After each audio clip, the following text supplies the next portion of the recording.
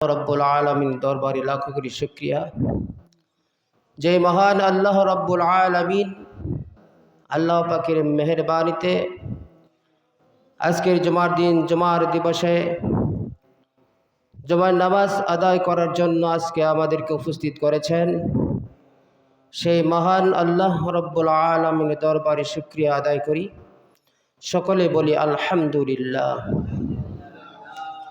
মহান আল্লাহ রব্বুল আলামিনের দরবারে শুকরিয়া আদায় করি যে আল্লাহ রব্বুল আলামিন আপনাকে আমাকে আখিরি জামানার পয়গম্বর, দো জাহানের নবী, আকায়ে নামদার তাজদার মদিনা সাইয়্যিদিনা মুহাম্মদ রাসূলুল্লাহ সবাই বলি সাল্লাল্লাহু আলাইহি ওয়াসাল্লাম, আমরা তার উম্মত হতে পেরে আমরা খুশি হইয়া আল্লাহ রব্বুল আলামিনের দরবারে শুকরিয়া আদায় করি।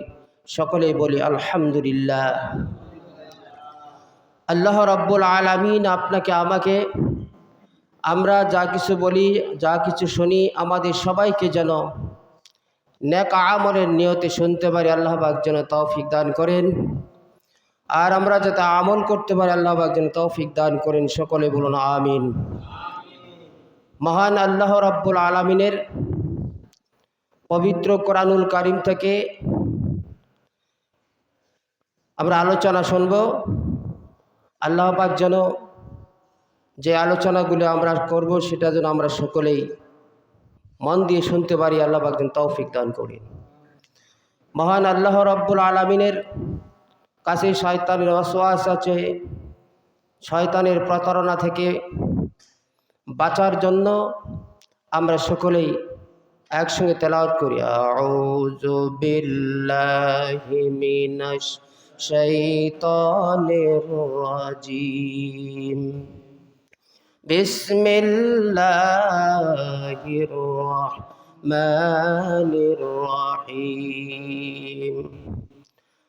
আত-তাইবুনাল আবিদুনাল হামিদুনাস সাইহুনার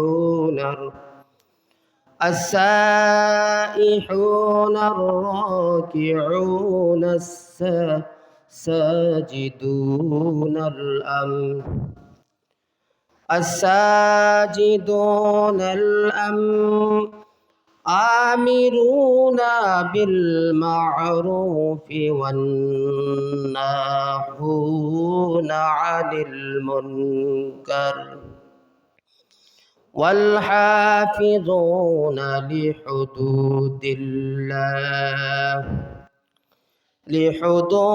الله وبشر المؤمنين। মহান আল্লাহ রাব্বুল আলামিন সূরা তাওবার 111 নম্বর আয়াত, 111 নম্বর আয়াতে আল্লাহ রাব্বুল আলামিন কি বলেছেন? আমরা নামাজের ভিতরে সূরা ফাতিহা তেলাওয়াত করি কিনা? এই সূরা তেলাওয়াত করি। সূরা ফাতিহার মধ্যে কয়টি আয়াত? 7টি আয়াত। মহান আল্লাহ রাব্বুল আলামিন ডাক দিয়া বলেন, যে সকল বান্দা এবং বান্দি সূরা ফাতিহার 7টি আয়াত তেলাওয়াত করে এবং শিখবে, আমল করবে, মহান আল্লাহ রাব্বুল আলামিন ওই জান্নাতের জাহান্নামের 7টি দরজা তার জন্য বন্ধ করে দেয়। জান্নাত কয়টা? জান্নাত কয়টা? 8টা জান্নাত, আর জাহান্নাম 7টা। আর যেই ব্যক্তি এই সূরা ফাতিহার 7টি আয়াত তেলাওয়াত করবে, এই 7টি আয়াত তারা শিখবে, আমল করবে, এই আমল করার কারণে মহান আল্লাহ রাব্বুল আলামিন ওই 7টি জাহান্নামের দরজা তার জন্য বন্ধ করে দেয়। সুবহানাল্লাহ।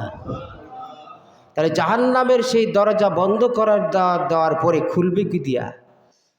এই খোলার জন্য আল্লাহ রাব্বুল আলামিন এই সূরা তাওবার 112 নম্বর আয়াতে 112 নম্বর আয়াতে আল্লাহ পাক বলেছেন, আত-তাইবুন, অর্থাৎ বারবার তওবাকারী, বারবার তওবাকারী, শুধু একবার না, কয়বার?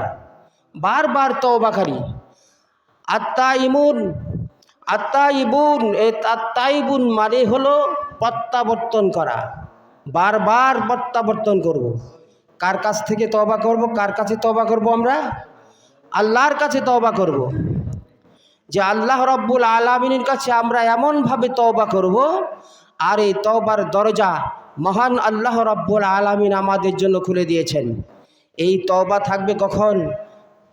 যতদিন পর্যন্ত মহান আল্লাহ রাব্বুল আলামিন এই সূর্যকে পশ্চিম দিকে উদয় না করবে, ততদিন পর্যন্ত একজন মুমিন বান্দার জন্য তওবার দরজা আল্লাহ পাক খুলে দিবেন। সুবহানাল্লাহ।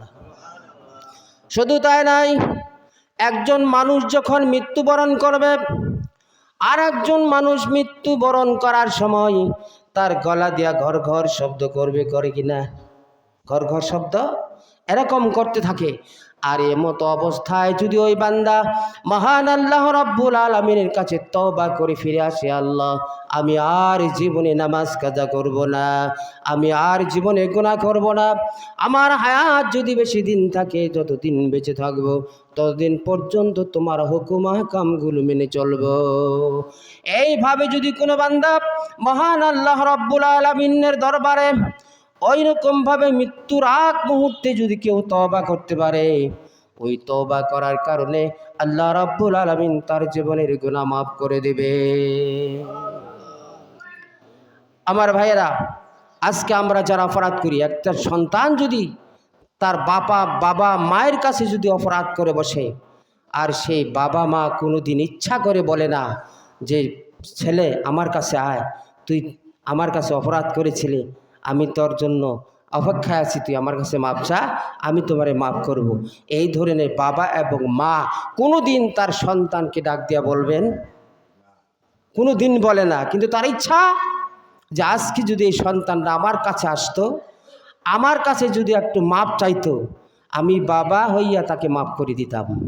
কিন্তু এভাবে বলে, কিন্তু তাকে ইচ্ছা করে কোনো দিন ডাক দেয় না যে সন্তান আমার কাছে আয়, আমি তোর আমি তোর অপরাধ যে করেছিলাম আমার কাছে, সে অপরাধ আমি তোকে ক্ষমা করে দেবো, এ কথা বলে না। কিন্তু আল্লাহ রাব্বুল আলামিনও এই কথা বলে না যে বান্দা তোমার নাম ধরে ডাকি তুই আমার কাছে, আমি তোরে মাফ করে দেই, এইভাবে আল্লাহ পাক এটাও বলে না। তাহলে আমরা কি করব? যে আল্লাহ রাব্বুল আলামিন একজন বান্দার গুনাহ মাফের জন্য আল্লাহ পাক ডাক দিয়া বলেন, বান্দা তুই আমার কাছে আয়, তুই আমার কাছে যা, তুই আমার কাছে ক্ষমা চা।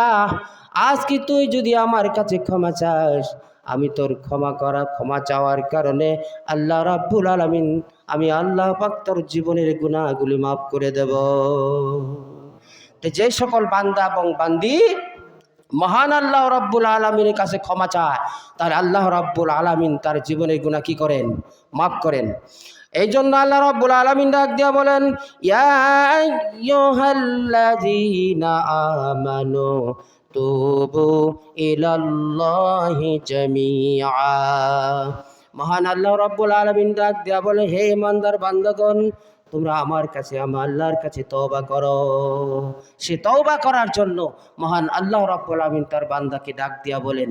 কিন্তু এরপরও আজকে আমরা যারা বুঝি, আমরা বুঝেও কিন্তু আমরা বুঝি না।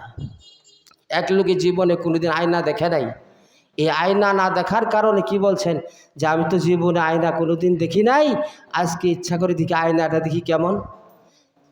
যে ব্যক্তি আয়না দেখতে চায়, তার মুখের চেহারাটাও তার বাপের মতোই, নাকটাও তার বাপের মতোই, চোখটাও না নাকের মতোই, চেহারাটাও হলো তার বাপের মতোই।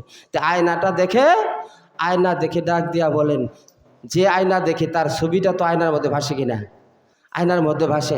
যেহেতু আয়নার মধ্যে ভাসছেন, ভাসার পরে দেখে ডাক দিয়া বলেন, বাবা, ও বাবা, তুমি কবে না মারা গেছ? অনেক দিন পরে তুমি আসলা। আর বাবারে ডাক দিয়া বলেন, আয়নার মধ্যে নিজের ছবি, এরপরে দেখে যে তার ছবিটা বাপের মতোই, ডাক দিয়া বলেন, বাবা তুমি কোথায় ছিলে এতদিন তোমার জন্য কি কান্না করলাম, আজকে তুমি এখানে আসলা, ভালো আছো না? ভালো আছো। এখন যে আয়নার মধ্যে তার বাপের ছবি দেখেন, দেখার পর তার স্ত্রী ডাক দিয়া বলতেছেন, তুমি আয়নার মধ্যে কি বলো? তুমি ওখানে কি দেখো আর কি বলো? তখন দেখো আমার বাবা তো অনেকদিন আগে মারা গেছেন, আজকে আমার বাবা আমার সামনে হাজির হয়েছে। এখন ওর বাবা হাজির হয়েছে, ওর স্ত্রী বলতেছেন, দেখি কোথায় তোমার বাবা? কোথায় তোমার বাবা আসছেন? এবং তার বউটাও জীবনে কোনদিন আয়না দেখে নাই। এখন সে আয়নাটা নিয়ে যখন কাছে তুলছে, দেখার পরে দেখে তার ছবিটা বাস্তব আয়নার মধ্যে ভেসে উঠলো। এবার তার বউ ডাক দিয়া বলেন, হাই রে, আমি একটা বউ থাকতে তুমি আর একটা বিয়ে করছ, তুমি আর একটা বিয়ে করছ। কান্দা শুরু করে দিলেন, কানতে কানতে বেহুশ। এবার তার মা আসি ডাক দিয়া বলেন, কিরে তোদের কি হয়েছে? কল দেখো না তোমার ছেলে আরেকটা বিয়ে করছে। এখন তার মা বৃদ্ধ মানুষ, দাঁত পড়ে গেছেন, কাল দেখি কোথায় আরেক জায়গায় বিয়ে করছে। আর মা এসা দেখে তার নিজের ছবিটা যখন আয়নার মধ্যে উঠছে, দেখেন দাঁত বড় বড় দাঁত, দাঁত পড়ে গেছে। ডাক দিয়া বলে, হাই রে বেড়া, তুমি তো বিয়া করছো এই বুড়া মেয়েটাই বিয়া করার লাগে। জীবনে আয়না দেখে নাই। সেই ব্যক্তি যদি বুঝতো, সেই ব্যক্তি যদি জানতো, সে কখনো এরকমভাবে অনুনয় বিনয় করতো না। কি বলেন, ঠিক কিনা? তাহলে আজকে আমরা যে সকল বান্দা এবং বান্দি আমরা কোরআন বুঝি, কোরআন মানি, কিন্তু এরপরেও যারা আমরা মানি না, এই কোরআনের কথাগুলো আমরা যারা শুনি না, বুঝি না, তাহলে আমাদের জন্য কাল কিয়ামতের ময়দানে কী অবস্থা হয়ে যাবে? কি অবস্থা হয়ে যাবে? আমাদের বুঝতে হবে কোরআন কার, কে কোরআন নাজিল করেছেন, এই কোরআনের ভিতরে আল্লাহ রাব্বুল আলামিন কি বলেছেন। যত পয়গাম্বর এই পৃথিবীতে আগমন করেছেন, প্রত্যেকটি পয়গাম্বরের কি উদ্দেশ্য ছিল? তারা সেই কোরআন অনুযায়ী, তাদের বাণী অনুযায়ী, তাদের বিধান অনুযায়ী আল্লাহ পাকের কথাগুলো মানুষের কাছে পৌঁছে দেবে, আর সেই পৌঁছানো কথাগুলো অনুযায়ী তারা আমল করবে। এই জন্যই তো আল্লাহ পাকের অসংখ্য নবী ও রাসূল এই দুনিয়ায় প্রেরণ করেছেন। এই জন্য আল্লাহ পাক বলেন, আত্তা ইবুন, তোমরা বারবার তওবা করো, আর তওবা যদি করতে পারো তাহলে তোমরা কখনো গুনাহ করবে না। আর এই তওবার জন্য হযরত ওমর ফারুক রাদিয়াল্লাহু তাআলা আনহু কোনো রাস্তা দিয়ে চলতেন, চলতে চলতে সম্মুখের দিকে যাইতেছেন, যাইতে যাইতে হযরত ওমর রাদিয়াল্লাহু তাআলা আনহু ডাক দিয়া বলেন, তোমরা পিছনে যারা আছো, বলো তো, তোমাদের একটি প্রশ্ন করতে চাই, একজন মুমিন বান্দার জন্য সবচাইতে কঠিনতর আয়াত কোনটা, এটা আমাদেরকে জানাইয়া দাও। পিছন থেকে একজন সাহাবী ডাক দিয়া বলেন, হুজুর আমি জানি। বলে, তুমি কি জানো? এবার সেই সাহাবী ডাক দিয়া বলেন, ফামাইয়ামাল মিসকালা যাররাতিন খায়রান ইয়ারা ওয়া মাইয়ামাল মিসকালা যাররাতিন শাররান ইয়ারা। অর্থাৎ সামান্যতম এক সরিষার দানা পরিমাণ যদি কেউ গুনাহ নিয়া কবরের মধ্যে অবস্থান করে, গুনাহ নিয়ে দুনিয়া থেকে চিরবিদায় হয়ে যায়, ওই সামান্য গুনাহটুকু, সরিষা পরিমাণ গুনাহটুকু আপনাকে কিয়ামতের ময়দানে আমলনামায় দেখানো হবে। আর যদি কোনো ব্যক্তি সামান্যতম এক নেকি নিয়া যদি সেই কবরে যায়, সে কিয়ামতের দিন ওই সামান্যটুকু নেকিও তার আমলনামায় দেখানো হবে। তো কাল কিয়ামতের ময়দানে আমি আর আপনি কি অর্জন করলাম, কি নিয়ে আপনার আমাকে কবরে যেতে হবে?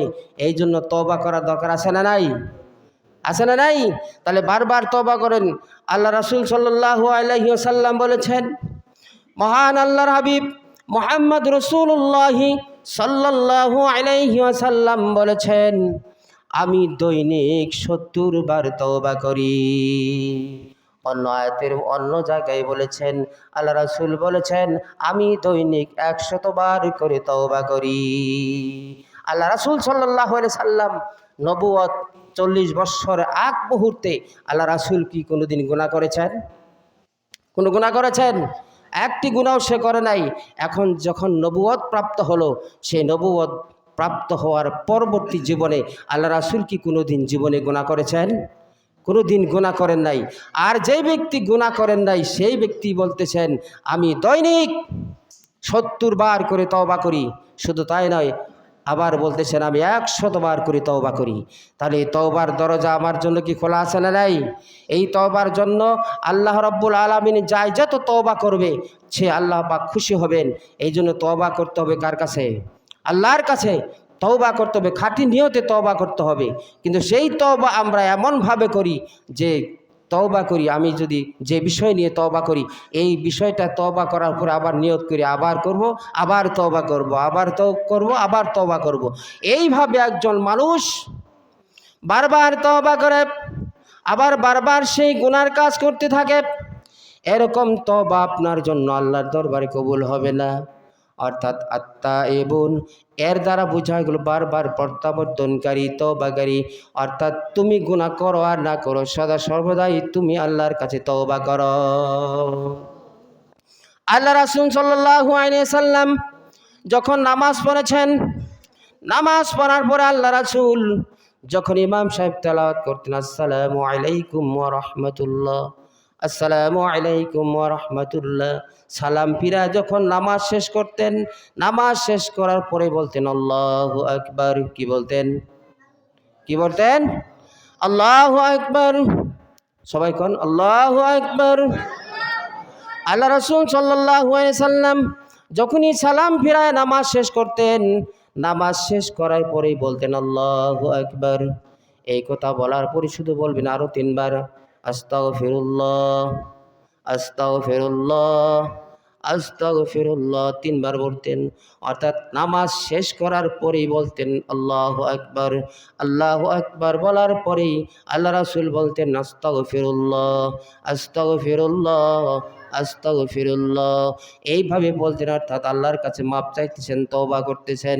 নামাজ পড়ার পর আল্লাহ রাসূল তওবা করেন, কিন্তু আজকে আমরা যারা নামাজ শেষ করার পরেও তওবা করতে শিখি নাই, তওবা করতে আমরা জানি না।